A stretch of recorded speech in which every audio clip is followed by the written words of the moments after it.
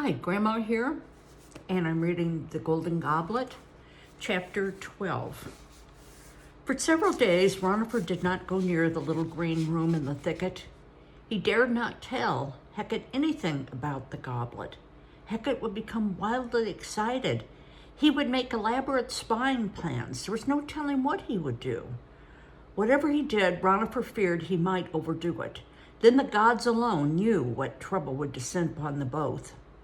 On the other hand, he did not see how he could sit and talk with Heqet, meet his eyes, unless he did tell him what had happened. I should trust him, Ranofer argued with himself. I trusted him before about the wineskins, and think how he stood by me then. He knows how to keep his tongue from flapping. His father taught him, and he proved it was so. The arguments had no effect. He could not tell anyone about that goblet, not Heqet nor anyone. The only solution was to stay away from the thicket. It did not occur to him that Heqet might finally come and find him. However, that was precisely what Heqet did. He was standing outside the shop one evening as Ranofer emerged to start from home. Wait, what are you doing here? Ranofer stammered. Waiting for you, of course. Heqet's snub-nosed face had lighted with relief at sight of him. Now he stood gazing at him in such a puzzled, questioning way that Ranofer felt sweaty and hot with guilt. Where were you all these days? Heqet asked. I feared that Goblet of yours had done one of those awful things he's always threatening. The ancient and I, we didn't know what had happened. Oh, nothing has happened, Ranofer mumbled with a hasty glance over his shoulder. Goblet was only a few paces away inside the shop. Come, let's get away from here. As they started in the direction of the thicket, he added, I've been very busy, that's all.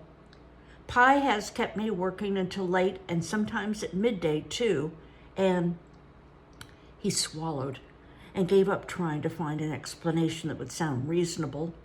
However, Heqet quickly began to chatter about Setma and the conversation the ancient had overheard. And when that had exhausted, he launched into a story about the ancient's donkey, who'd gone lame in one foot a few days before, and it required much rubbing with castor bean oil and daubing with cool mud.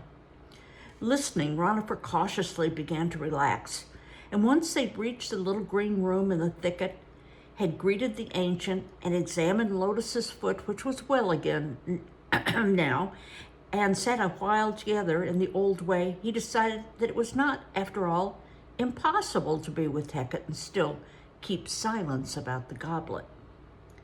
Heqet was as full of talk as ever, and either failed to notice that Ranofer said little, or tactfully ignored the fact. As for the ancient, though, his one bright eye rested searchingly on Ranofer's several times. He asked no questions. Only once did they approach the dangerous subject so suddenly that Ranofer had a very bad moment indeed before he realized he was safe. Without warning, Heqet said, Ranofer, I have an idea about this tomb affair. Tomb affair? Ranofer stammered. The drawing, you remember the little room you did not understand?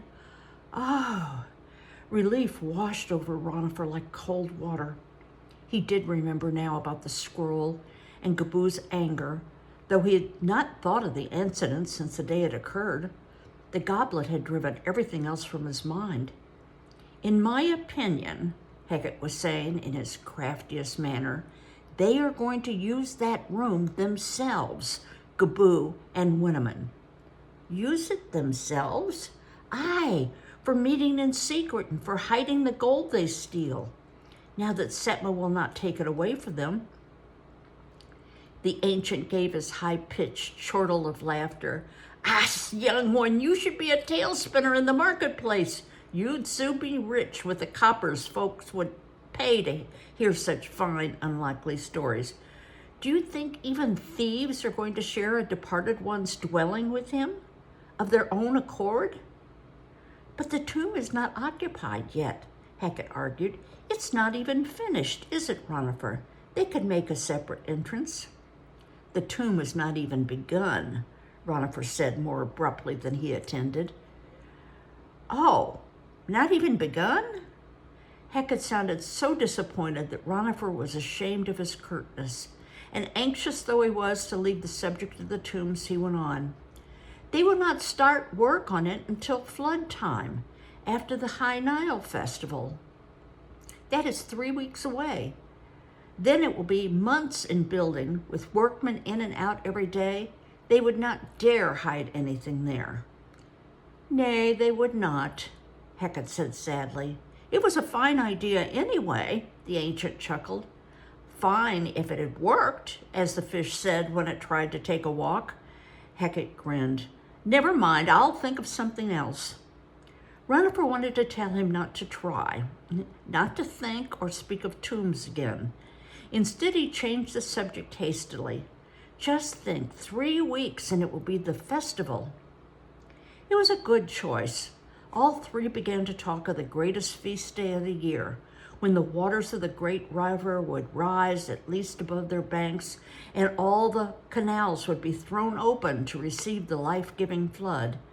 There would be no work that day for anyone.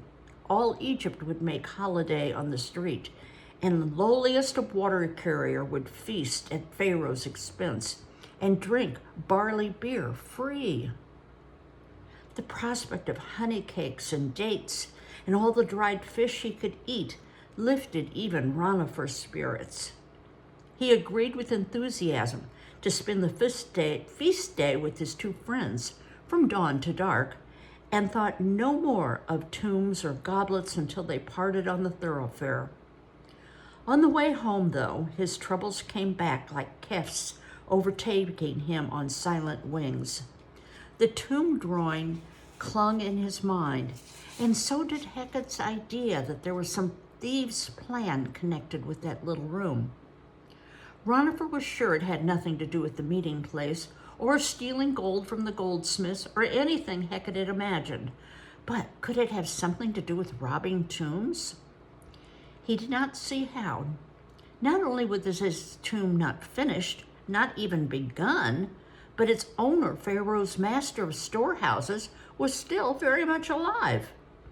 There might be no burial, and there's no treasure in the tomb for years. There would be no connection between that drawing and the goblet. Goblet had simply been short-tempered that day because he knew the goblet was hidden in his room, and his guilt weighed heavy on him. And now it was hidden in the scroll room where it weighed on Ranofer. Search as he might every time he had a chance, he had not found it yet. Goblet must have kefs in league with him, Ranofer thought in despair.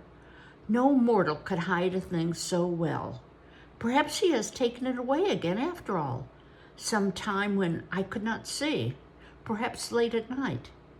But I've not heard the hinges for a long time now. Nay, it is still there. It must be.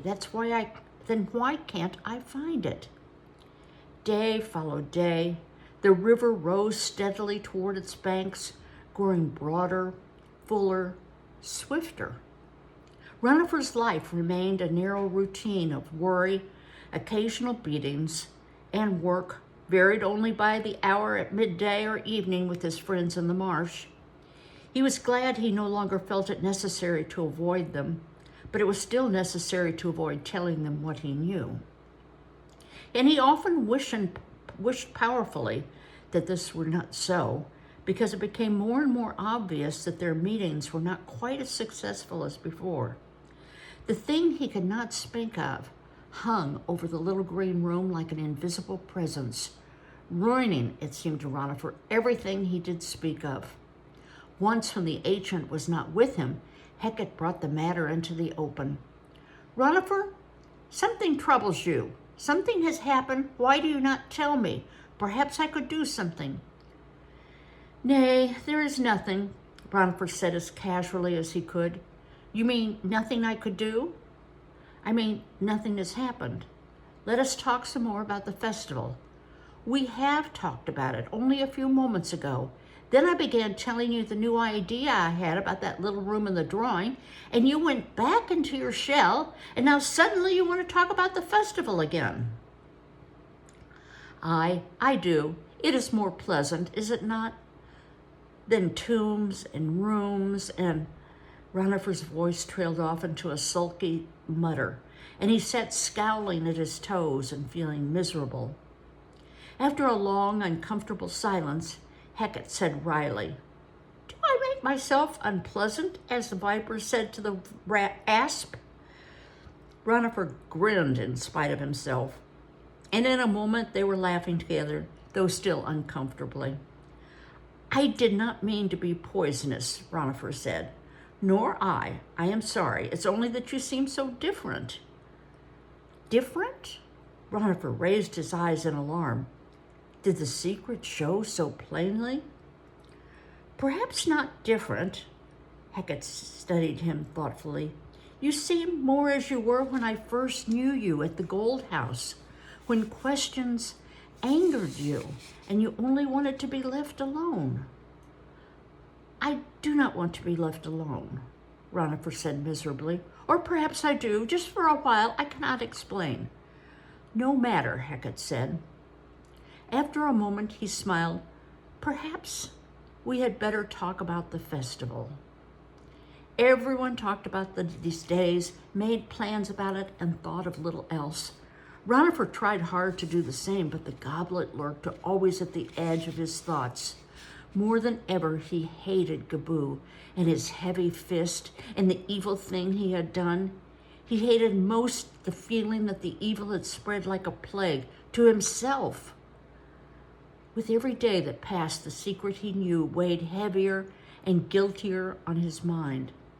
A criminal walked free in the street because Ranofer, the son of Thutra, was afraid to tell the crime.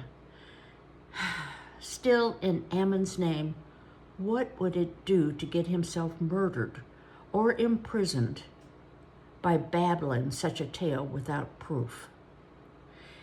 If I had taken the goblet when I had the chance, he thought. If I were sure it was in the scroll room now. I wish I knew what to do and how to do it. I'm going to stop there, and I'll finish it the next time. Bye-bye.